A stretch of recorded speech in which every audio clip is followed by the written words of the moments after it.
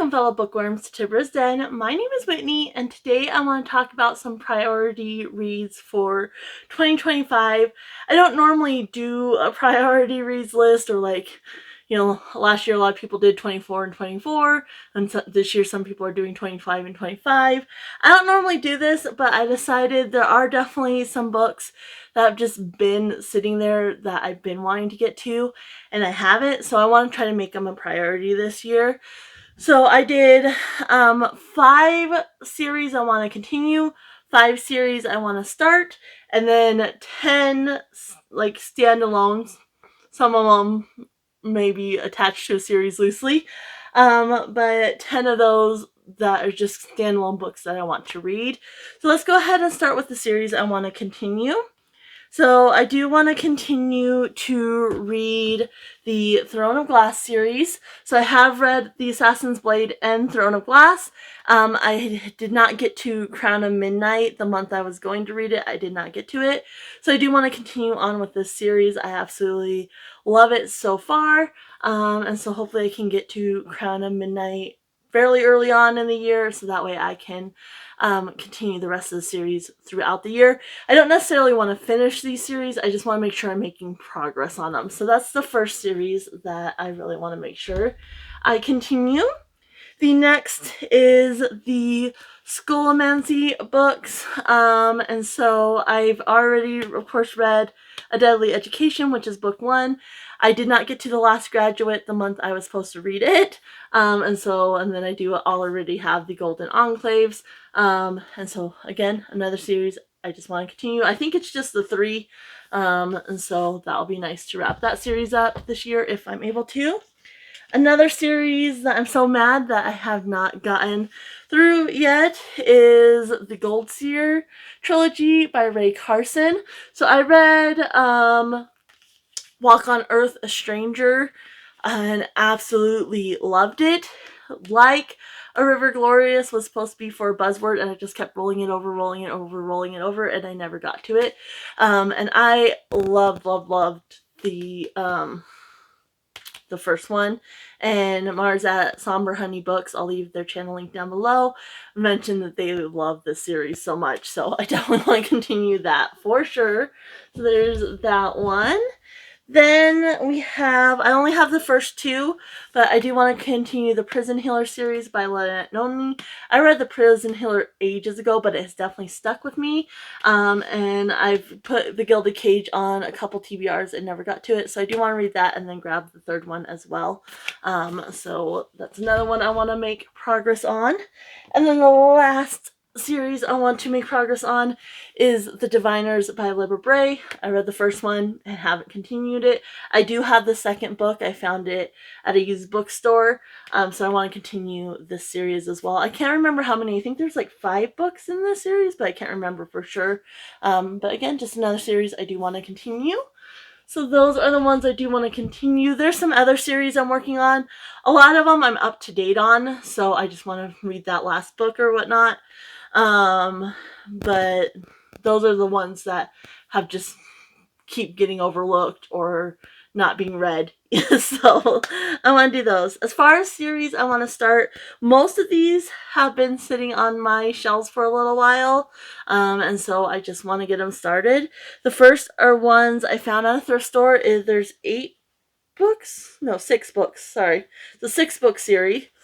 And that is The Montana Hamiltons by B.J. Daniels. And yeah, I found a couple of these at a thrift store, and it just sounded really interesting to me. I think I found all of them but the last one, and I had to order that one.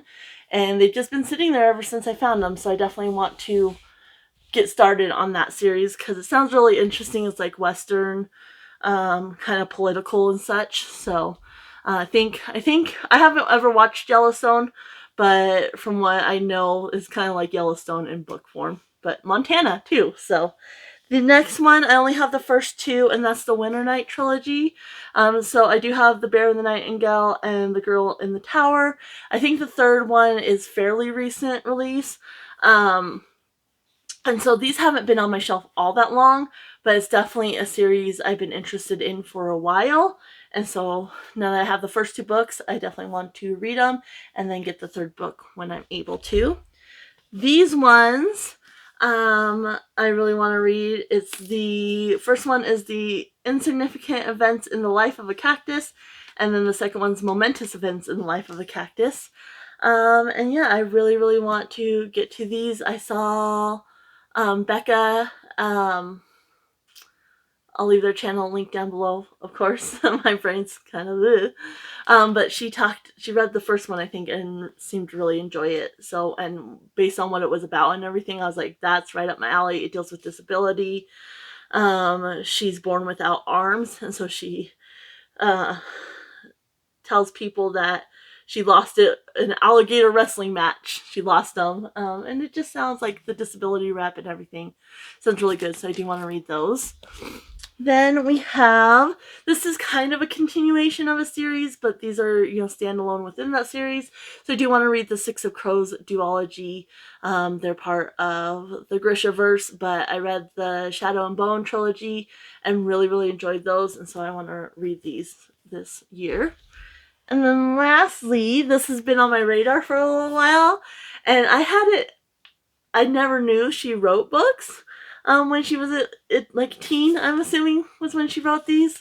And that is the Elixir trilogy by Hilary Duff. So yeah, somebody mentioned that she had written books, and I was like, really? And I'm really kind of interested in them. And I just kind of want to see, what I think about them, because I really like Hilary Duff.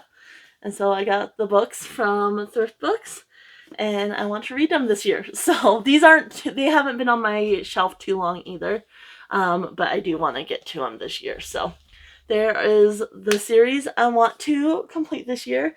Now I have a bunch of standalones. Some of these have been on my shelf for a while. Some of them I'm just really interested in.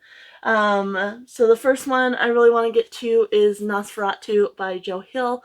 My sister mentioned that she absolutely loved this, and it sounds like one I'm really interested in. So this one I'm definitely hoping, if I don't get to it soon, I'll probably save it for October, but I definitely want to read this one this year.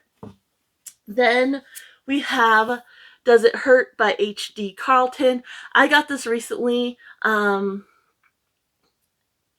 I put it kind of as a contender for my family book club, but then when I was thinking about it, I'm like, I'm not sure that's for everybody. So this is a dark romance, I believe, and very, very dark. Lots of trigger warnings. But I really like the cat and mouse duet from this author, and so I want to try more by them. And this one I've heard people talk about, so that's a priority.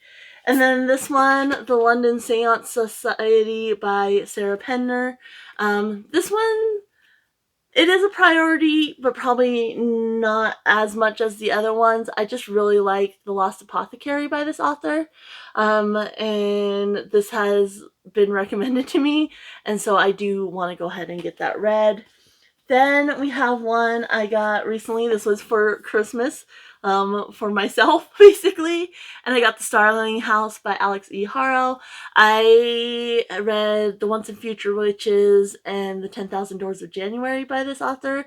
Really loved The Once and Future Witches. Was a little bit disappointed by The 10,000 Doors of January, but still really enjoyed it. And I've been intrigued by this book since it came out, so I definitely want to read that. Then we have Bright Young Women by Jessica Knoll. This one, I love the cover. Every time I see the cover, I'm just very drawn towards it. And it just sounds like something I would really, really enjoy. And I've seen a lot of people talk about it on BookTube, so I definitely want to read this. Then we have Out on a Limb by Hannah Bonham Young. This one has been on my radar for a long time. Not a super recent acquisition, and it hasn't been on, it's kind of midway. It's not super recent, but it hasn't been on my shelf a long time either. But it is one I've been interested in a long time, and I like the disability rep, and so I definitely want to read this. Then this one, we have Wild Women and the Blues by Denny S. Bryce. So Michelle at Reading on My Breaks gifted this to me, and it did get on a TBR, but I wasn't able to get to it. And so I really want to read this, especially because it was a gift.